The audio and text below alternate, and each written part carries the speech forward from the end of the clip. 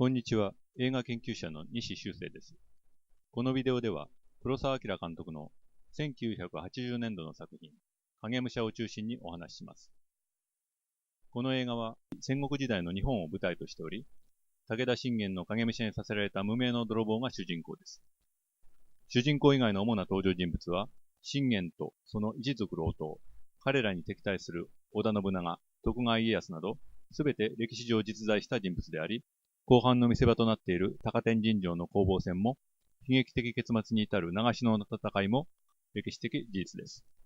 グラディエーターのようにドラマのために歴史を改変したりしていません。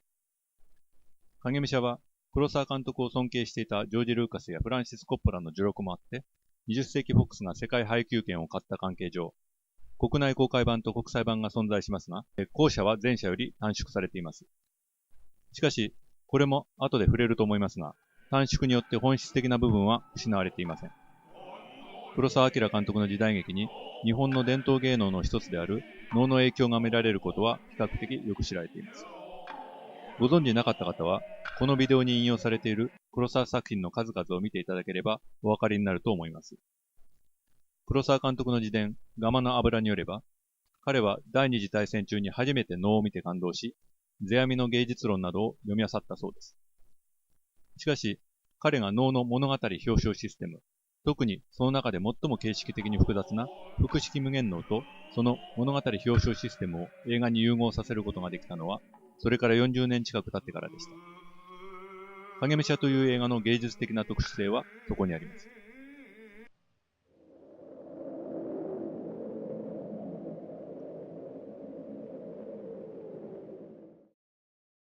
黒澤監督の時代劇に能の影響が見られるといっても、具体的にどんな形をとっているのか、作品ごと、時代ごとに違うのか、それが問題です。実際、黒澤時代劇への能の影響は、時代によってその性格が全く異なっています。これまで作品批評や黒澤論で一番よく指摘されてきたのは、美術や俳優の演技、メイクアップ、衣装、ショットの構成など、要するに造形的な面での影響です。これらすべては、映画の視覚的イメージの一部をなすものです。このような造形面での影響は、時代劇ではありませんが、1945年の続姿三四郎から始まり、54年の7人の侍にも伺えます。それが一番謙虚なのは、1957年の作品、蜘蛛の巣城です。シェイクスピアのマクベスを脚色したこの映画には、俳優のクロスアップが少なく、屋内のセットは能舞台を意識したように非常に簡素で家具もわずか、俳優の演技やメイクアップにも能の影響が顕著で、それは特に主人公である鷲津の妻、朝地の演技とメイクにはっきり現れています。能舞台の橋がかりという部分に似た廊下も登場します。こうした視覚的イメージは一見したところ、能の表彰システムを映画で利用しようとしただけに見えます。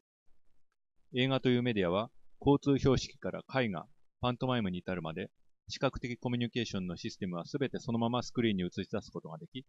実際に多くの作品で映画のこうしたメディア的特質がごく普通に利用されています。ショットの構図はもう少し複雑になりますが、撮影対象の造形的な特徴を強調するためにロングショットを多くして、クロースアップを少なくしただけだとすれば、それはテレビ放映やソフト化のために能舞台を撮影するのと大差ありません。しかし実際、黒澤監督が行ったことは、それよりはるかに複雑な作業なのです。もう少し蜘蛛の巣城の話を続けましょう。この作品には、造形面ほどは目立ちませんが、実は構成面でも無限能からの影響が見られます。ただし、影武者やその次の作品、乱に比べれば、それはわずかだと言えます。複式無限能というよりも、無限能全体の物語システムの一部を適用しようとした印象です。蜘蛛の巣城の冒頭では、タイトルクレジットの後、霧のたなびく荒野の映像に重なって男性合唱が聞こえてきますが、見よ、猛襲の城の跡で始まるこの合唱は、能の自由体を思い起こさせます。やがて、石垣と礎石だけになった城跡が現れます。合唱が終わって、霧が画面全体を覆い、それが次第に晴れてくると、巨大な蜘蛛の巣城が現れて、映画の物語が始まるのです。蜘蛛の巣城では、主人公の鷲津が死んで、映画の物語が終わった後で、この合唱がもう一度繰り返されますが、そこでもやはり映像は城跡と上司比を見せています。形式的には、これは古代ギリシャ以来、西洋演劇で継承されてきたプロローグとエピローグに似ています。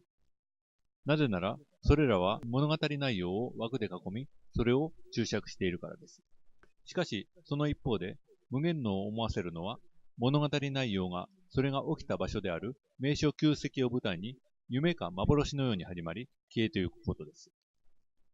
そして合唱が、それ、終身の修羅の道、昔も今も変わりなし、と歌っていることからも、無限能の中でも、特に修羅物への連想を誘うのです。ただし、無限能で渋滞は、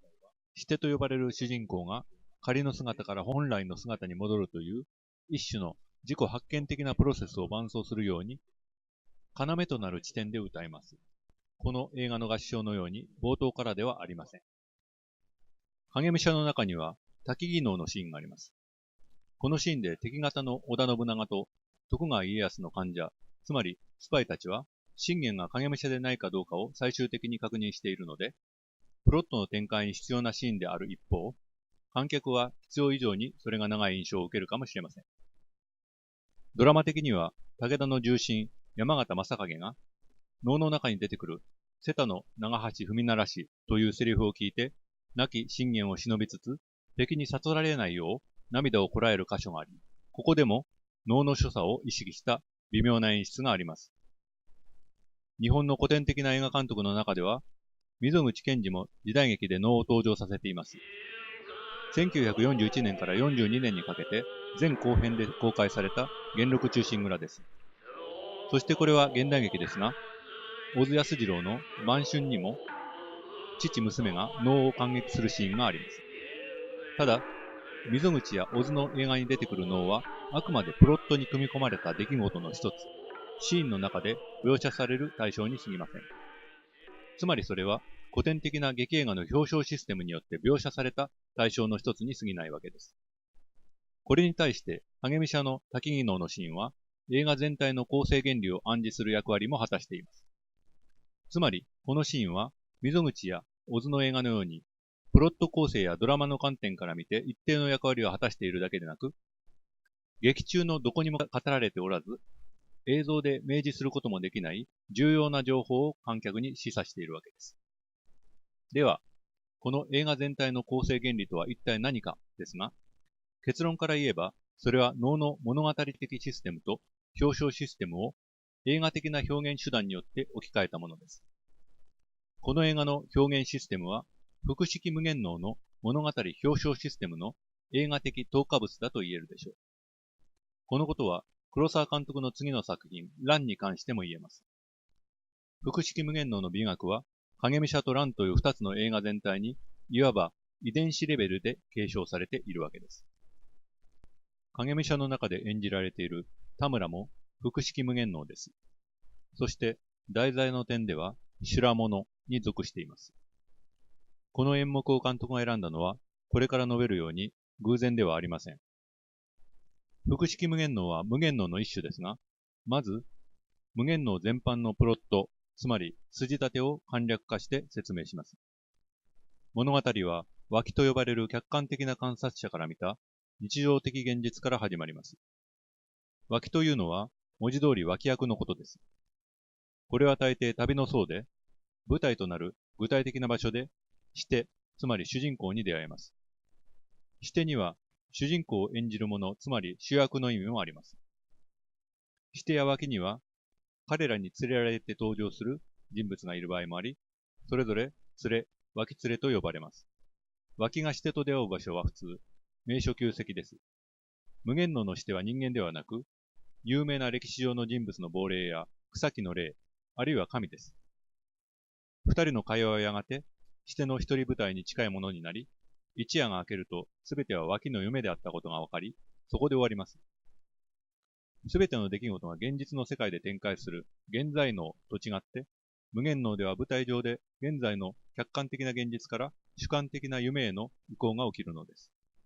しかし夢の世界では脇が全く行動せず、シテが舞ったり歌ったりするだけなので、その夢自体を誰が見ているのか判然としません。主観と客観、夢と現実、主体と客体の境界が曖昧になるのです。複式無限能の場合は、構成がもっと複雑です。シテは最初、自分の正体を隠して、現地の平凡な人間の姿で登場し、脇と会話を交わします。シテがあまりに名所旧跡の由来に詳しいので、脇が不審に思い始めると、シテはどこへともなく姿を消します。これを中入りと言います。ここで初めて、舞台上の出来事の現実性と、シテが普通の人間であるかどうかが疑問に付されるわけです。シテが消えた後、脇のところに、愛と呼ばれる本当に普通の人間が現れ、シテとこの土地との関係、つまり、すでにシテ自身が脇にほのめかしたことを、平易な言葉で詳しく語ります。この部分を愛狂言と言います。それから夜が訪れ、僧が寝入ると、シテが自分本来の姿になって現れ、舞を舞ったり歌ったりします。そしてやはり夢であったことが暗示されるものの、誰の夢なのか判然としない状態で終わります。複式無限能では、前半でシテが正体を隠して登場するときに前シテ、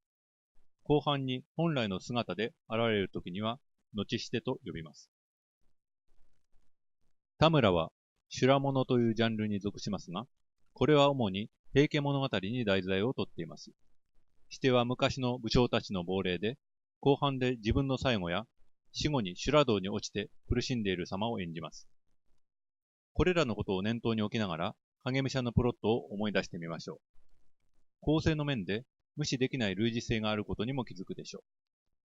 シテを主人公ではなく、それを演じる者、主役と考えると、信玄とその影武者を一人二役で演じている中台達也がシテということになります。シテを最初からそのそばで観察しているのが脇ですから、この映画の脇は、信玄の弟、信門、あるいは彼を演じる山崎努です。脇連れにあたるのが、武田の重臣たちや息子の勝頼、愛にあたるのがその他の登場人物とも考えられますが、それはあくまでドラマ全体の中で果たす機能の面でそうだというだけです。すると、シテが一旦脇や脇連れのそばから姿を消す中入りに相当する瞬間があることがわかります。それは信玄の死の瞬間です。その後、しばらくシテは不在になりますが、武田軍野営の本陣のシーンで、満幕の後ろから再び登場します。しかしそこでは、複式無限能の後シテのような行動は取りません。中台達也は、ここではまだ後シテではなく、影武者の役目を強いられた無名の泥棒を演じているのです。この泥棒は最初、影武者の仕事には乗り気ではありません。信玄が死んだことも知りません。親方様。そして、信玄の遺体が入っている亀に宝が隠してあると思い込んで、それを盗もうとし、その時初めて親方様が生きていないことを知るのです。中台達也が後シテとしての役を果たし始めるのはむしろ、彼の演じていた泥棒が影武者であることが信玄の側室たちにバレて役目を下ろされた後なのです。それまでこの影武者は武田の重臣や信玄の息子勝頼と比べても凡庸な人間の側面を残しながら、脇や愛に相当する人々の会話や行動を通じて彼の周りに作り上げられていく信玄のイメージに次第に影響されていきます。ここでは、脇連れや愛にあたる人々の言葉によって死んだ信玄のイメージが膨らんでいくことにも注目すべきでしょう。彼らは信玄をお山、おじじ、親方様、信玄坊主と様々に呼ぶのですが、その大半は彼が死んでいることを知らないのです。親方様はそのお山。戦の時は本陣。常の時はこの親方にあって、いつも大きな山のようにどっしりと構えておられます。元泥棒、元影武者であった主人公は、信玄の死が彼らに知れ渡った後で初めて信玄と本当に同一化します。追い出される時に信玄の孫竹丸に一目会おうとするおじじとしての愛情はその表れです。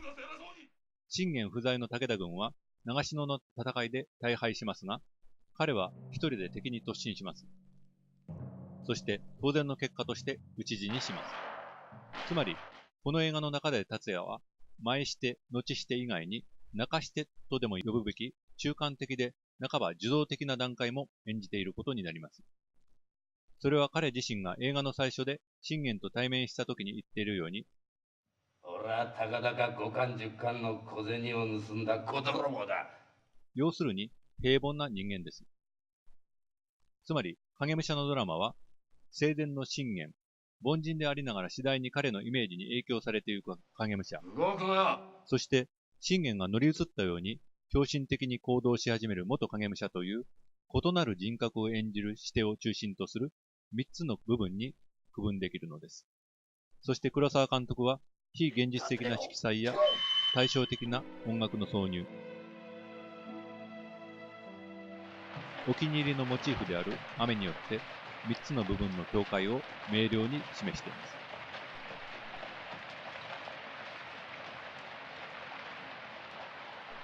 この3部構成はアリストテレスが悲劇の構成について書いた始め、中間、終わりともシナリオ構成でよく言われる3幕構成とも全く関係がありません。皆さんは序波球という言葉をご存知だと思います。能における序波球はドラマ的な内容をテンポやリズムの視点から捉えた原則です。実は影武者の3部構成は何よりもそのような序波球の原則に従っているのです。能は物語表彰システムであるだけでなく、ある意味で音楽的システムでもあります。能の台本である謡曲のリズム的構造を規定する規範があるからです。能が物語システムであり、表彰システムであると同時に音楽的システムでもあることができるのは、世阿弥が秘伝の書、三道の中で提唱した序波球五段という原則があるからです。これまで述べてきたような能や複式無限能の特徴を念頭に置きながら、影武者を細かく分析すると、この映画が複式無限能の物語表彰システムを映画的手段に置き換えようとしているだけでなく、序波球五段という原則に厳格に従おうとしていることがわかります。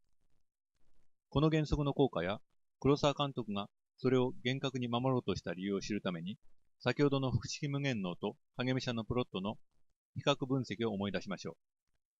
複式無限能の最初の部分では、前シテが主役です。これが序です。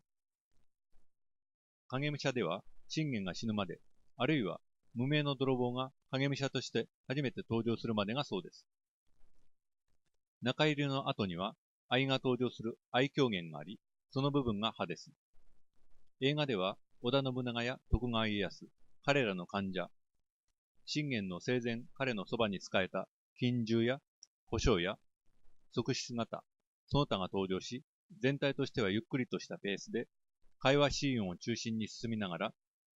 時折挿入される戦闘シーンでは、テンポやリズムの変化を見せます。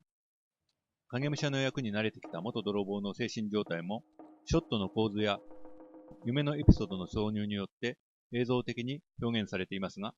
全体としてはリアリスティックで淡々と流れる日常生活の印象を与えます。葉のクライマックスである高天神城の攻防戦は、テンポやリズムの激しい変化を特徴とし、オーケストラ音楽がそれを大いに強調しています。これは急に当たる部分への移行が近いことを示すようです。実際、このエピソードが終わった後、再びゆっくりしたテンポの会話中心のシーンが続きますが、10分ほどで影武者の正体がバレて第3部、つまり9に移行します。複式無限能の9と同様、ここでは登場人物が目立って無口になります。この部分ではテンポとリズムがこれまでになく激しく変化しますが、それは長篠の戦いとその前後のエピソードをご覧いただければお分かりになります。全体として見れば最もテンポの速い部分です。複式無限能では、後しての舞、地歌い、そして音楽を担当する囃子方によって緩急の変化が強調されます。映画では一斉射撃の音、疾走する武田軍、素早い編集、それらに対置された緩やかな信長の舞やスローモーション撮影された戦いの後の光景など、俳優の演技を含めた映画的手段がフルに利用されています。序波球5段の原則とは、全体の構成を5つの段に分け、序に1段、波に3段、9に1段を配分せよということです。アリストテレスの始め、中間、終わりやシナリオ論の三幕構成などと比べて、各部分の内容ではなく、物理的な長さ、つまり持続時間を指定しているのです。しかも、急という漢字から予想されるように、各部分のテンポもある程度規定しています。この原則は非常に効果的なリズムの形成手段になります。そして、このリズムは、複式無限能や、それをプロット構成のモデルにしたと考えられる影武者のような物語にとっては、その構成の効果を強化する役割を果たすのです。複式無限能と影武者は、どちらも具体的で客観的な描写から始まり、現実と夢、主観と客観の境界が次第に曖昧になっていき、最後は一夜の夢であったかのように終わります。そしてそれが起きるのは、物語世界そのものが次第に主人公の主観的視点を反映して変容していくからです。ただし、ここでの物語世界の変容は、カリガリ博士のような表現主義の映画と違い、また、ジェイコブズ・ラダー、その他の一人称視点の映画とも違います。実は、誰それの視点から見た世界だったというオチがあるわけではなく、最初は客観的で堅固に見えた世界が、文字通り夢のごとくに変容した感覚を持って作品が終わるのです。その感覚には音楽的なリズムによる陶酔感と似たものがありますが、この陶酔感に至る前に、一旦物語世界の客観性を強調して、観客を理性的にさせる部分があります。それが他の部分より段が3倍ある、葉の部分です。影武者では、非現実的な空の色などによって示唆されていた世界の変容は、葉で一旦停滞します。平易な会話のシーンで、言葉による信玄のイメージの拡大が生じていることは指摘しました。それ以外にも、言葉と同じように理性的に読解することを進めているような図像学的なショット構成や編集がかなりあります。愛狂言で愛が語るように、登場人物も映画の作者も冷静かつ詳細に語ることによって、後して、つまり心理的に信玄と同一化した影武者の登場と物語世界の変容に対する観客の期待を徐々に高めていると言えるのかもしれません。影武者国内版では、序の部分に約36から40分、葉の部分に約113から4分、急の部分に約29分が当てられています。序と葉の持続時間にブレがあるのは、前者を信玄の死のシーンまでとするか、甲冑姿の影武者の初めての登場までとするかで違うからです。いずれにせよ、黒沢監督が意図的に各部分の持続時間の比率を1対3対1にしていることは明らかです。短縮された国際版は現在、ソフトでさえ見ることができませんが、岩波書店から出た全集黒澤明第6巻のシナリオ中や、私が20年以上前に見たフランス製レーザーディスク版のコピーに基づく計測を総合すると、影武者の初めてのクロースアップまでが、序として約31から2分、葉が約106本、急が26から7分と考えられます。いずれの番でも急の部分が序より短いのは、修羅物では急でテンポを速めるべきだとする世阿弥の理論に従ったとも考えられます。影武者における物語世界の変容は完全な形では起きません。武田の軍勢が諏訪湖の上にかかる水平の虹を見るとき、それが一瞬実現しますし、確かにその効果は圧倒的です。しかしその後、織田信長や徳川家康というこの映画の中では極めて現実主義的な人物が登場して、その効果を打ち消します。映画的な諸手段をフルに活用した長篠の戦場の悪夢も、瀕死の影武者の仮面のようなメイクアップも、彼の主観的なビジョンを外界に反映させているに過ぎません。ところが、黒沢監督の次の作品、乱では物語世界全体が変容して終わります。しかも、それは複式無限能に共通する世界観につながる形でそうなるのです。洋の東西を問わず、中世以前の芸術の規範は強い制約性を持っているのが普通です。そこに宗教的世界観が反映されている場合もあり、無限能の場合も例外ではありませんが、それは影武者よりも乱の方により関係の深いテーマなので、今回は詳しく触れません。このビデオを見て関心を持たれた方は、この2つの映画をぜひ見直してください。それではまた。